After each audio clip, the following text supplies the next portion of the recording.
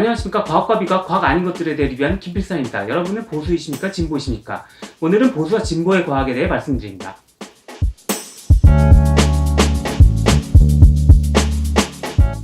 우리가 요리를 즐길 때 느끼는 5가지 미각이 있다는 사실을 알고 계실 겁니다. 단맛, 쓴맛, 신맛, 짠맛, 감칠맛인데요. 예를 들어 단맛에서 혀에 분포되어 있는 센서 중에서 당류 분자만 감지할 신경 전달 물질을 분비하는 미각세포입니다. 정치 얘기하다 뭔 소리냐고요? 뉴욕대학의 정치심리학자 조너던 하이트는 생물학적으로 진보와 보수가 어떤 도덕 가치를 중시하는지에 대한 생물학적 근원을 탐구해보고자 했습니다. 우리가 요리를 먹을 때 신호를 발하는 5가지 미각 센서처럼 도덕적 문제를 판별할 때 이른바 도덕 센서가 우리 뇌 속에서 신호를 발해서 누가 내 편이고 누가 내 편이 아니지, 누가 홍어고 누가 일배충인지, 누가 도덕적으로 우월하고 누가 도덕적으로 나치인지를 순간적으로 판별하게 된다는 것입니다. 지난번에 감정이 코끼리고 이성이 코끼리 탄 기수라는 말씀을 드렸습니다. 이성적인 판단은 많은 시간이 드는 프로세스를 전두엽 안에서 가동시킵니다. 시간도 많이 걸리고 힘들어요.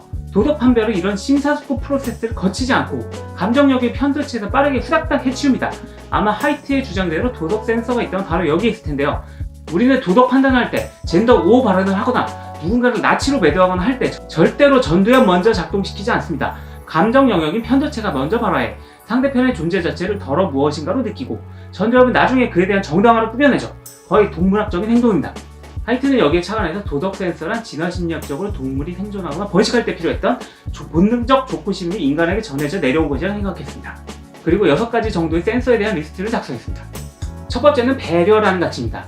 누군가 뽀시르게들에게 피해를 입힐 때 그것을 싫어하는 감정, 그리고 보호하려는 감정으로부터 진화했습니다. 배려의 감정은 뽀시르게를 넘어서 약자와 이웃에게 친절하고 동정을 불러일으키게 만드는 감정으로 발전했습니다. 둘째는 공평성입니다. 유전자를 나누지 않은 협력 관계에서 사기를 치는 행위를 감지하고 공평한 거래를 하고 싶어하는 감정입니다. 이기적 유전자에서 상호 호혜성이라는 용어로 표현하는 바로 그겁니다. 중고로운 평화나라에서 중딩에게 사기를 당하면 부들부들하면서 경찰에게 신고하고 싶어하는 감정입니다. 세 번째는 충성입니다. 집단을 이룬 그룹에서 집단 자체의 위협을 방어하고 배신자에 대해서 싫어하는 감정입니다. 스포츠에서 남의 팀을 이유 없이 싫어하는 감정, 와우에서 친구 따라 얼라이언스를 선택한 10레벨 인간성 기사를 이업시키라는 호드의 감정입니다. 네 번째는 권위입니다. 집단 내의 지배서열에 특화된 지배자에게 복종하고 그 위계서열 내에서 이득을 얻고 싶어하는 감정입니다. 전대의 대통령에 대해서 고인 드립을 들이면 부들부들하는 그 감정입니다. 다섯째는 신성성입니다. 더러운 것을 역겨워하고 깨끗한 것에 대해서 신성함을 느끼는 감정입니다. 가장 대표적인 주제는 무엇보다도 종교적 신성성이지만 파우들의 비천연 논쟁이나 유전자 조작 식품에 대한 두려움 같은 것도 이것과 연관되어 있습니다. 마지막으로 압제에 대한 자유입니다. 부당한 권력에 대해서 지배받는 것을 싫어하는 감정이며 자유지상주의자, 줄여서 자지주의자들이 추구하는 완전한 자유, 즉 내가 하고 싶어하는 것에 대해 억압받지 않고 자유롭게 하고 싶어하는 감정이 여기로부터 나왔습니다. 주의할 점은 하이트의 초기 의도는 애초에 보수주의나 진보주의, 누구나 소중히 여기는 가치를 리스트업하는 것이었습니다. 일례로 신성성은 종교에 관련된 것이라고 생각해 보수주의에 특화된 감정이라고 생각할 수 있으나 실제로는 진보주의에서도 중요하게 여기는 사례가 많이 발견됩니다. 아주 대표적으로 공산주의가 있습니다. 공산주의는 마르크스, 레닌, 스탈린 등의 지도자의 신성한 말씀을 경전처럼 소중히 여기지 않습니까? 그들에게 지도자의 말씀을 순수하고 깨끗한 것이라 비판 자체를 원칙적으로 상상할 수조차 없으며 만약 공산주의자의 지도자를 비판하는 자가 나타난다면 공산주의 좌파들은 신성성을 더럽히려 한다는 역겨움의 감정에 사로잡혀 비판자를 처단하려 하는 것이죠. 하이트는 아주 진보적이라고 생각하는 사람부터 약간만 진보적이라고 생각하는 사람, 중도주의, 약간 보수적인 사람, 그리고 스스로 생각해도 난 아주 매우 보수적이라고 생각하는 사람을 모아서 위 6가지 가치에 대해서 얼마나 중요하게 생각하는지 물었습니다. 결과는 놀라웠고 이 그래프는 하이트의 정치심리학의 정수입니다. 그런데 이 그래프에서 압제에 대한 차이는 나타나 있지 않군요. 아직 연구가 덜 된 것 같습니다. 제가 하이트의 주장에 위배되지 않게 대충 한번 그려보도록 하겠습니다.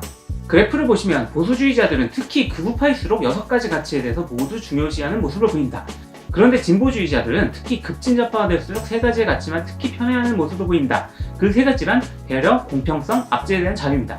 보수주의자들이 6가지 도덕가치를 동등하게 중시하는 것과 반대로 진보주의자들은 배려, 공평성, 압제에 대한 자유는 중요하게 생각하면서 충성, 권위, 신성성에 대해서는 중요하게 생각하지 않습니다. 이 결과는 무엇을 의미하는 것일까요?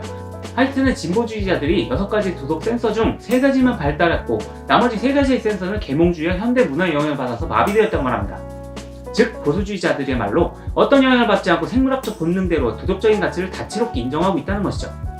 보수주의자야말로 완전체고 진보주의자를 금지산자로 보는 것 같은 이 주장은 미국 내에서 진보주의자들의 비난에 직면하게 되었습니다. 하이트는 실제로 많은 전화, 이메일로 항의에 직면하게 되었습니다. 저도 책을 읽고 엄청 분노했죠. 하이트의 연구는 실험 설계 자체가 잘못된 것 같다. 하이트는 생물학에 대해서 나보다 존나 모른다. 문화권에 따라 다를 것이므로 미국의 보수주의자는 그렇겠지만 한국의 태극기 할배들은 전혀 다른 결과가 날 것이다. 이런 비판 행태 역시 코끼리에 탄 기술처럼 감정에 앞서서 이성적인 판단을 제대로 하지 못한 인간 본연의 모습이라고 할 수 있겠습니다.